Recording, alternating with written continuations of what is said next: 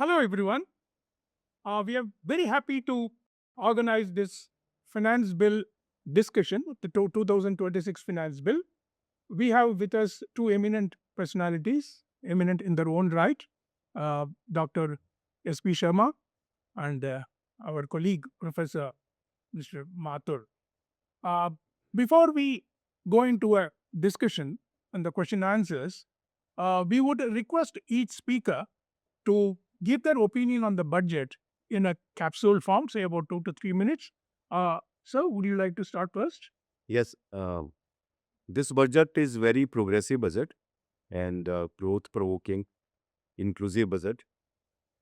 And I think this is a blueprint for Viksit Bharat because our journey is towards Viksit Bharat by 2047. So government has provided a blueprint for Viksit Bharat based on three kartavyas because this is presented from Kartavya Bhavan first time. So they have provided the three kartavyas. Firstly, to sustain the growth trajectory, to make it more strong and sustainable. And second is to meet up the aspirations of the people, like our middle class, aspirational middle class. Thereafter, to support the downtrodden, to make the inclusive content of the growth and to that is called the Sabka Saath Sabka Vikas. So this is the three Kartavya based union budget, which is supporting the growth trajectory of Indian economy because now every road goes to Viksit Bharat. So they have provided great insights, great support to the infrastructure development for the development of the agriculture sector, sustainability of the agriculture sector, support to the middle class, and employment creation through various segments of the economy, and a great support to MSME sector, which is now a great growth driver of the Indian economy. So, in a nutshell, I would say this is a very progressive and developmental budget, which is provided by the government at the rate of 53.5 lakh crore, significant increase from the last year's budget of about 50 lakh crore. So, the fiscal balance is there and the other parameters like the borrowings and the support to the various segments of the economy is very prominent from the dynamic union budget for 26-27. I would just summarize the main features for me in three main areas. One, first, let's step back a bit and see in the historical perspective. We've always focused on a very centralized way of planning, where the focus was on central planning, on PSU sector, government sector, and the energy of the country, which was the youth and the MSMEs, was not really coming out. I think for me, this budget has really brought that out. As our Dr. Singh has just mentioned, the three Kartavya framework really brings out that Sabka Saath, Sabka Vikas is not just a line, but it actually has a lot of meaning behind it because of sustainable growth, inclusive growth, and to build human capital. So that is, I think, the key part for me. The background is fairly good. It's a Goldilocks budget in the sense that we are in an area where the growth is reasonably moderate to steady growth. At the same time, inflation is not very high. So we have both the wholesale price index and the WPI and the CPI reasonably under control. So it's a good background. The third, I thought, was very interesting from a youth perspective. It's focusing a lot on youth, and we'll discuss it during the thing. A lot of new features have come for the youth and MSME sector. And from a banker point of view, I think we're in a very good state where our market cap, which was earlier 69% of our GDP, is now 134% of our GDP. So if our GDP is 4.2 trillion, our market cap is 5.3 trillion. So for all our youth here, in the financial services sector, there's huge opportunity and there's huge buoyancy in the market. So I think these three stand out for me, Dr. Venkataraman. Sir, every budget claims to be, uh, you know, balancing growth, stability, and inclusion. If you are to remember this particular budget 2026, how would this be remembered, sir? See, this budget is presented in a very difficult environment from the global headwinds like many things happening, the geopolitics and tariffs. So if we go by the past trajectory, like since 2020, the past 5 years were very, very problematic for the whole world. Right. We firstly witnessed the coronavirus in 2020. And before we recovered from corona, we were hit by the geopolitics, war between Russia and Ukraine. And before we recovered from Russia, Ukraine, Gaza, Israel started. And thereafter, many troubles at the global level, Israel, Gaza, Israel, Iran, Israel, Lebanon. And before we recovered from that Middle East quagmire, right? Again, US, Venezuela, and now US, uh, many other things are happening. Iran. The past 5 years were very, very, I would say, problematic for the world growth. And world growth decelerated from 6% in 2021 to now 3.3%. IMF projects that world will grow at around 3.3% for the current year and for the next year also. So growth trajectory of the world economy is decelerating year after year. And second, many developments in the trade trajectory, vested interests of the monopolistic powers, fragmentation, monopolies over the various natural resources. So in this quagmire of all the monopolistic powers and the geopolitics and trade war, we have presented this budget in a very holistic way on the basis of our stance and how India is behaving in this trajectory of the problematic arena.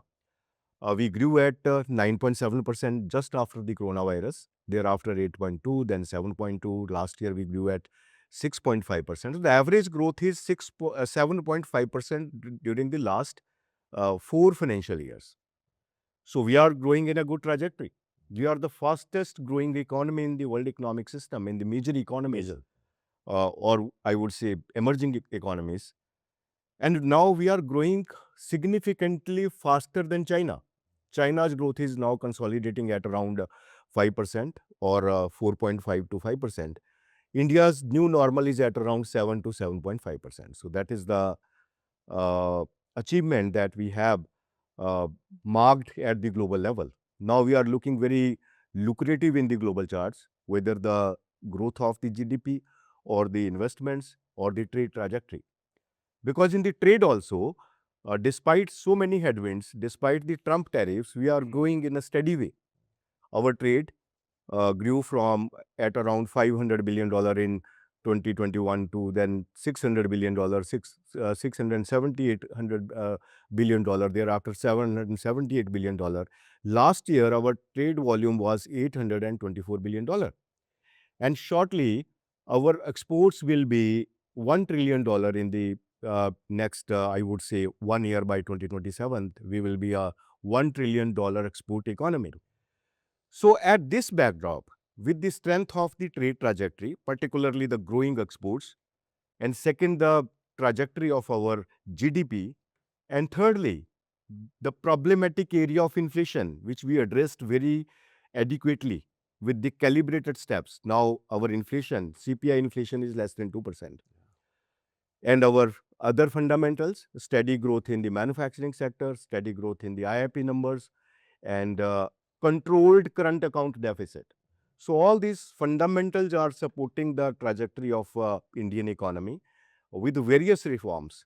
How these fundamentals are happened at a significant way. This is the support of the reforms undertaken by the government during the last many years, particularly from 2020. Okay. With the hit of coronavirus, we supported the agriculture sector, government supported the MSME sector, government supported the downtrodden, government supported the migrant laborers, government supported the NBFCs, and government supported the growing young population with so many incentives for the internships. So the whole scenario, whether the growth numbers or the fundamental numbers or the policy reforms, all these parameters supported the growth very significantly, and that is visible now. That is an example for the world that India is a resilient economy in uncertain world. And another thing is the vision. We'll We have a vision we act. have multiple points to cover with you, sir. But sir, can I just add to Dr. Singh's point? You mentioned a backdrop of U.S. trade war. I think we just had a settlement, deal was struck, where our biggest things on U.S. The agricultural products, textile products, gems and jewelry, pharmaceuticals, automotive parts are having a zero tax barrier. So I think we, as you rightly mentioned, the backdrop is very difficult, but we have to just make some small progress. And I think we've made some significant progress in this recent deal that just happened. Great. You have clearly explained the present situation which necessitated this type of a budget. Would you call this a budget which is basically responding primarily to the current economic realities, or is it preparing the grounds for a future risk, sir? Yes, this budget is representing the current priorities. Like we have to address our employment scenario, we have to make our growth sustainable, we have to support our exports, we have to make our agriculture very, very productive. So this is uh, providing the solutions for the current economic situation, but building a stage for the Viksit Bharat. We are building our roads. We are strengthening our roads towards the Viksit Bharat. That is the message of this budget, that this is not a budget for 26-27. This is blueprint for the Viksit Bharat by 2040, 47. So, government has focused each and every segment of the economy, starting from the agriculture sector to the most advanced sector of the scientific development or research and development. So, I would say this budget is very inclusive budget on the basis of various considerations. And one important thing which has happened in this budget is the support to the MSME particularly. They have provided 10,000 crore for the champion MSMEs, because MSMEs are the major growth driver of Indian economy now. If you go by the numbers of the advanced economies, they have very great developed MSME sector. Their MSME contribution is 60%, 70%, or even 80% in some economies in their respective GDPs. But our MSMEs are not that much lucrative to support the GDP, though they contribute at around, according to the old definition, around 31% in the GDP. But this number should grow significantly. They should become more than 50% in the next 5-6 years. So firstly, we have to develop our MSMEs to become a developed economy by 2047. And second is the middle class, which government very rightly focused last year, providing the great tax bonanza in the direct taxes. Again, government has provided schemes for the support to the middle class. As the second Kartavya has significantly focused on the aspirations, because now we have an aspirational middle class. So that has to be supported. They will drive the economic growth. So the MSMEs and the middle class and the growing young population. Right. I think these are the three major driving forces of our trajectory towards Viksit Bharat. Sir, if I may add, rightly mentioned, 10,000 crores of the MSME fund is a great thing that has happened in this budget. And as an institute, we have an immersion concept where all the MSMEs around Greater Noida, which is a lot of them, we are trying to work closely with them and try to bring them through MDB programs and link with us for their IPOs and other stuff, how to take them to market and grow their business. From a macro perspective, do you look upon this budget as a sort of continuity of the last few years' ideas? Because we don't see any radical reforms coming through in this budget, barring a few, like taxation has been changed in terms of shares buyback, and then there is a, greater openness for foreign service providers in India. Barring these two, frankly, sir, I do not see any radical reforms in this budget at all. What's your view, sir? Sir, our focus is on economy since the last many years. We have not provided any knee-jerk reaction to the any budget. We started our trajectory from 2014 with the start of Make in India, with the new reforms. Thereafter, we took the reforms for the Atmanirbhar Bharat, then the PLI scheme, then the Startup India, Stand Up India. Then we focused on Gyan also. Last 2-3 budgets were focused on Gyan, Garib, Yuva, Nari, and Annadata. They represent at around 60% of the population. If you go by the last 2-3 budgets, the focus was majorly on the Gyan. They provided so many reforms for this segment, because these are the basics of our Viksit Bharat. If we are developing our Annadata, we are supporting our Annadata, we are supporting our Nari Shakti, we are supporting our growing young population, and we are supporting our Garib. So these 4 parameters, these 4 segments or the pillars of the economy will support the economy towards Viksit Bharat. These are the pillars actually. So the next comes the R&D development. Government rightly focused in the last 2-3 budget on the research and development. They provided the internships and incentives for the internships with the corporations. And thereafter, now the government is very keen to move forward with the development of infrastructure. Like they started from 3-4 lakh crore infrastructure investments in the last 4-5 years. Then they increased to 7-8 lakh crore, then the 10 lakh crore, then 11 lakh crore last year. Yeah. Now this year they have provided 12.2 lakh crore. This is the, I believe, one of the most important announcement in this budget. On the base of 11 lakh crore infrastructure capital investment, now they have moved to the 12.2 lakh crore for the capital investment. Because why the capital investments are important? Because you build your infrastructure, you build your roads, ports, airports, seaport, and you provide support to the rural segment. You provide support to the urban development. So this capital expenditure is very, very important. And when the capital expenditure expands, that also create the employment opportunities, not only for the white collar jobs, but majorly for the blue collar jobs. And not only for the technical people or the skilled power, but also the semi-skilled and unskilled workforce also. They work in the various construction activities, roads and bridges. So this is the trajectory which they have provided. I would say this is the continuity of the Fine, sir. Let's go to some macro. Sorry, but that's a one thing to add to Dr. Singh, whatever he's already covered most of it. Sharma.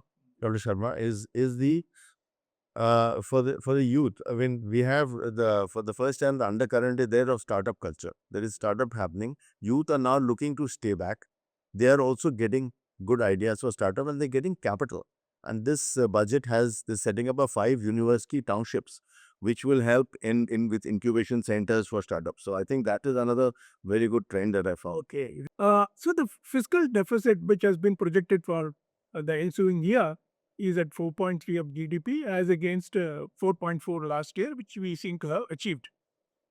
Sir, with this, do you think the government has any legroom to maneuver in case the economic conditions change dramatically? I don't see if the economic conditions are changing dramatically will impact our trajectory of fiscal deficit, because India is a resilient economy.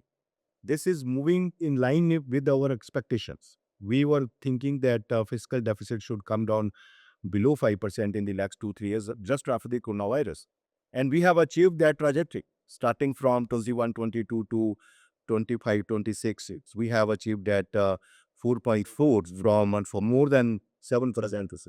So now for the next year, we have 4. This is the very rational number with the support of various reforms and the support of growth actually.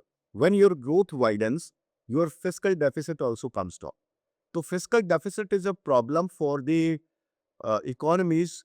Those are not facing or witnessing the high growth. Like many advanced economies are now going less than 1%. US is the only advanced economy which is going more than 2%, a little higher than 2%. Other economies are, most advanced economies are growing less than, even less than 1%. India is growing significantly. India is more than 7%. Even China is growing 5%.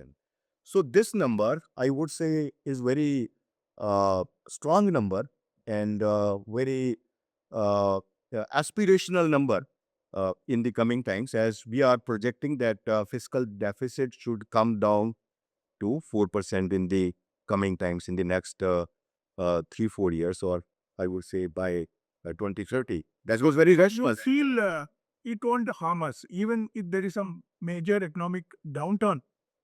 We will still be able to manage to hold on to it. I think now India is very resilient to absorb the downturns. We have observed the significant, we have observed the wild swings also, like coronavirus. Economies were going down and down.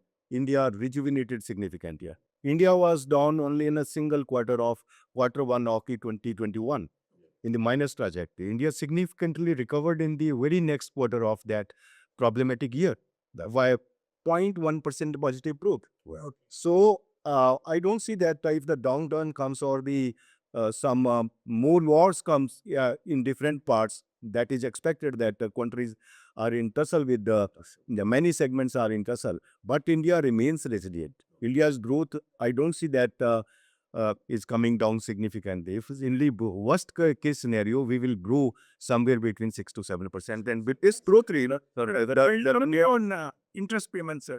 So, even in the capital market, sir, when FII's investment came down, I mean, the DII is better for it. So we are not, as Dr. Sharma said, we are not dependent only on foreign turbulence. We can manage on our own. We have enough savings. Now to you, Professor Mathur sir. You call this budget a Goldilocks budget. What makes you call it as a Goldilocks budget? So Goldilocks was only on the back of that we have I come to you on interest payments. Satisha was mentioned that the growth rate is really steady or at 6 to 7% for India, which was the Hindu growth rate of 4.5-5%. And when normally this rate would go to 7-8, we would have very high inflation. Now we have inflation of the wholesale index is at 2.3, and the retail inflation number of CPI 1.3. As Dr. Sharma mentioned, below 2% is a great achievement, sir. Great achievement. So that's why I called that you are able to now expand in such low inflation. You are now able to invest much more. You're able to take chances. You're able to grow the MSME sector. You're able to grow the youth, even the Gyan segment very aggressively without risking inflation. Remember, we are still feeding 80 crore people on food. We are directly giving direct benefits to these many people. So we cannot afford a very high inflationary environment. Yet to achieve this number of what we have done of 7%, and now we are aiming at 9%, so which is a very aggressive target. That's why I call it a bold number. Thank you. Sir, coming to interest payments, our annual interest payments are projected something around 14 lakh crores on a total debt of about 187 lakh crores. This 14 lakh, sir, is almost 40% of our annual revenue of 35 lakh crores. Is this a problem right now, or at what point of time you feel this could be a problem? Our expenditure in terms of interest ballooning like anything. Till we grow significantly or we grow more than 6% or 7% or 8%, this is not a problem. This is problem for the economies. Those are not able to grow even at 2% or 3% or 4%. We are a growing economy. We are growing significantly. We are the fastest growing economy among the major economies. And secondly, we are addressing our debt to GDP ratio. We have projected 55.6% debt to GDP ratio as compared with 56.1% last year. So that is a great number. We are improving our debt to GDP ratio because interest payments are a problem. Those are not able to address their debt to GDP ratio. This is increasing year after year. But we have projection that we will address this by 1 percentage point each year, and we will bring it below 50% in the coming times. So that is the great projection by the government and support, and that is addressed, and that is visible from our numbers that our fiscal deficit is now coming down and our debt to GDP ratio is also coming down, and we are growing significantly in higher and higher. But to other countries which are phenomenally high, their debt to GDP ratios are widening, their growth is decelerating, their inflation remains sticky, right, above their tolerance levels. So these three questions, this same point, the government has clearly laid out a debt reducing path in the coming years, sir. So, which particular factor would you feel could cause a problem to this reduction of the debt? Would it be growth slowdown or global shocks like sometimes we are witnessing right now, or political compulsions, sir? Which of these three is likely to harm our interest or desire in reducing the debt, sir? Like This is the normally ones, the global turmoil or global slowdown or global problematic environment is not going to impact our expectations of our fiscal deficit or our debt to GDP ratio. Okay. And second is our own growth, which is already very resilient. Okay. And third is we are most critically stable country.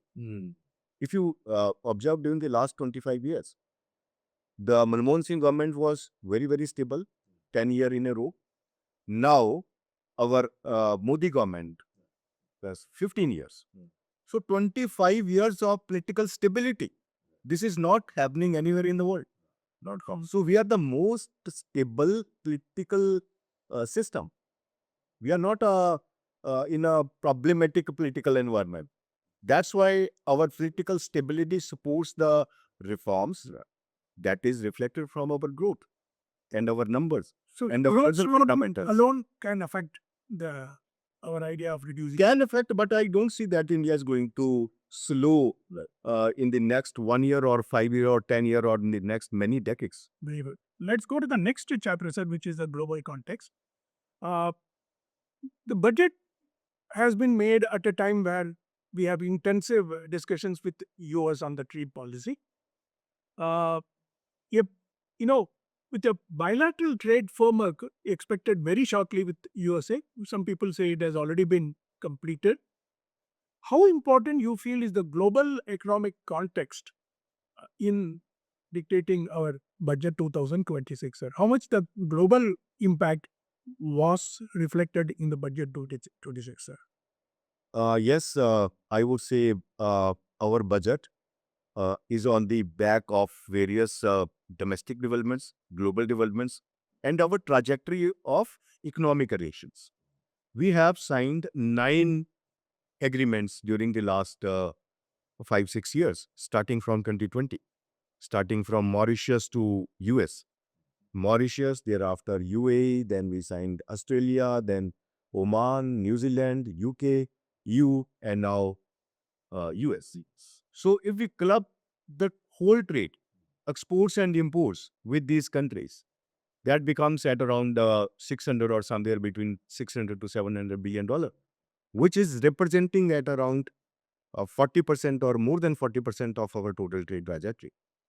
So we are very good in this system. I would say this is the most calibrated step undertaken by the government during the last 5-6 years with a great homework, because our trade trajectory with these countries is growing significantly. If we go by the numbers of exports and imports with these 9 trade agreements, our trade is growing more than 80%. The trade with world is growing at around 40%. So we are growing double with these 9 trading partners in terms of exports and imports. So I congratulate the government on this great homework and on a great platform where our trade is already very strong and resilient in the system of very, very problematic developments at the global level. So in the coming times, now we project that our trade will double with the US, our trade will double with EU, our trade will double with the UAE, our trade will double with the Oman. So we are expecting a double trade trajectory in the next 5-6 years.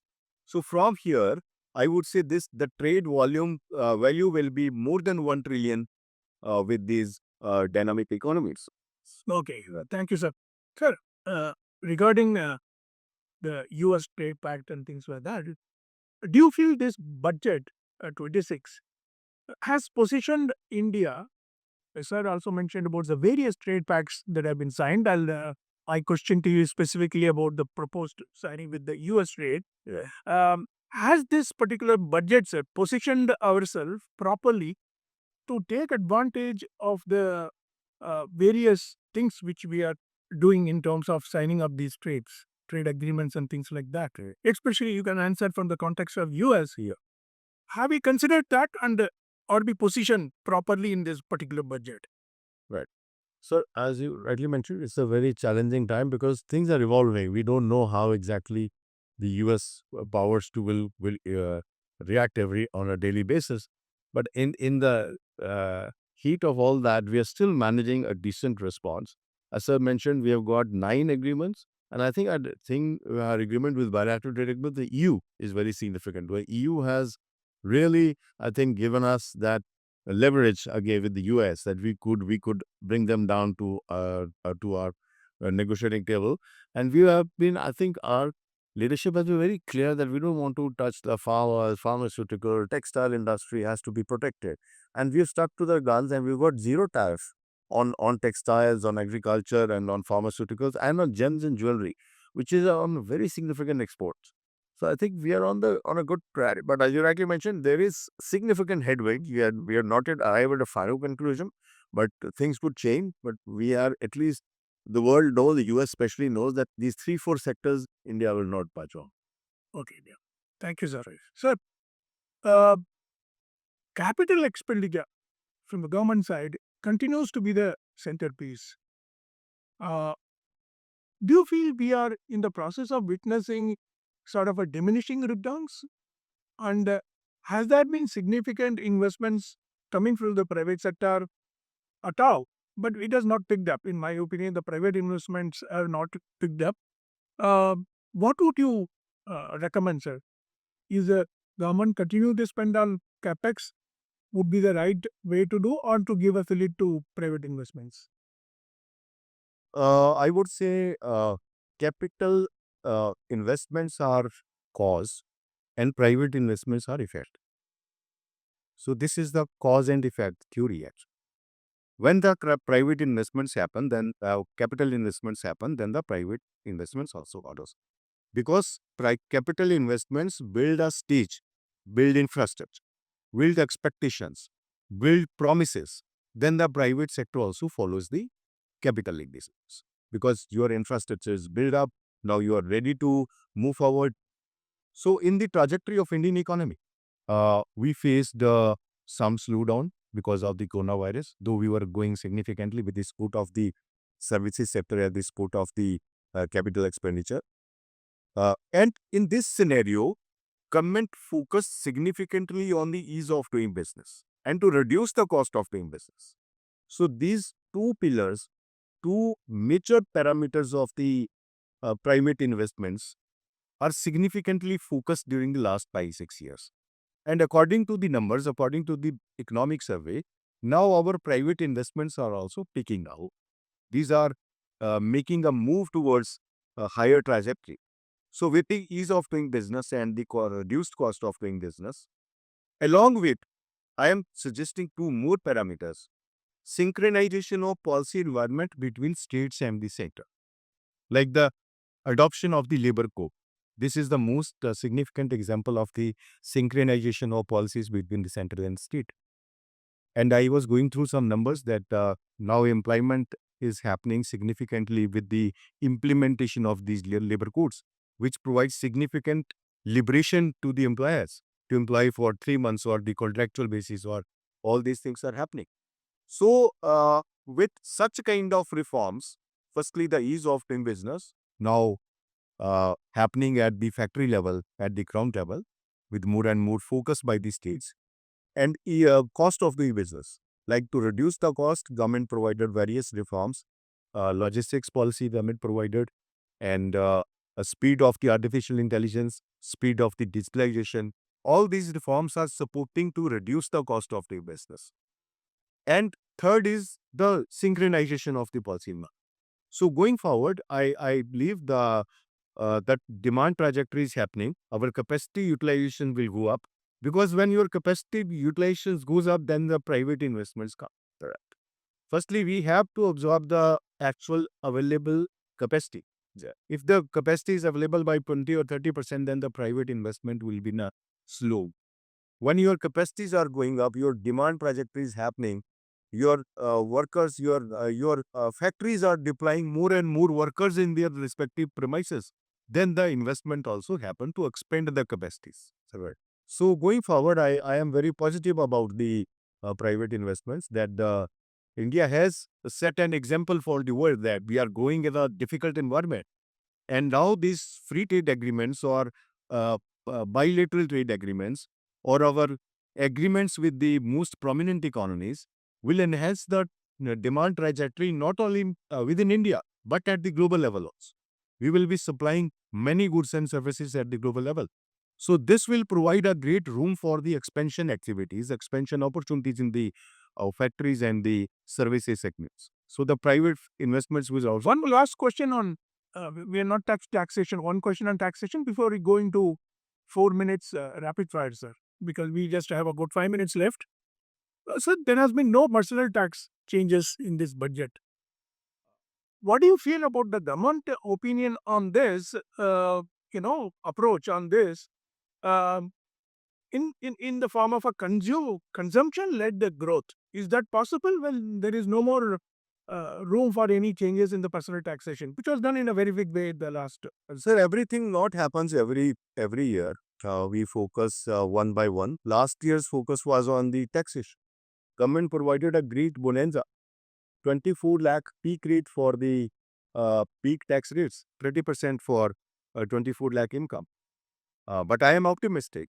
I am expecting that this trajectory will move forward by 2030. 30% tax on 30 lakh income is the expectation that gradually government will move forward. But they already provided very great bonanza to the middle class last year.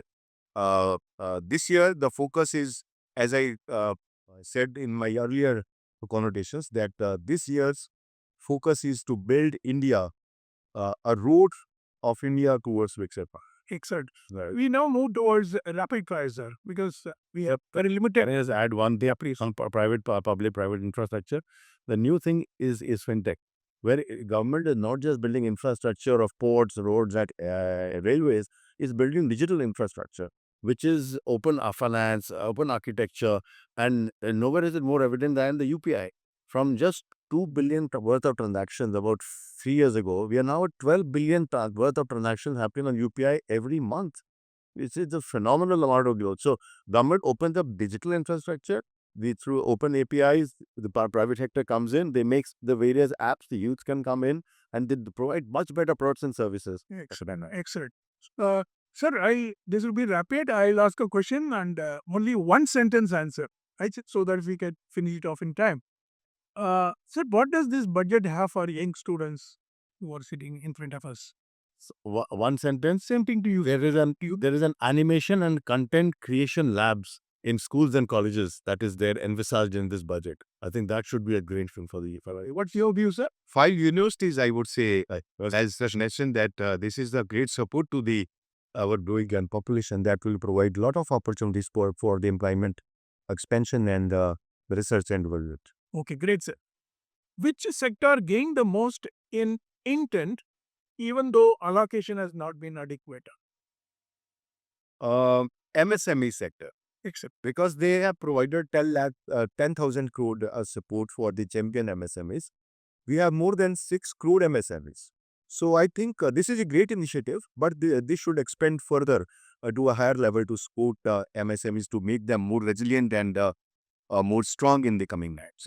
MSMEs in the capital production. That's a new thing. The MSMEs were normally not getting into capital production. Now they've been allowed to get into the capital good production space. okay.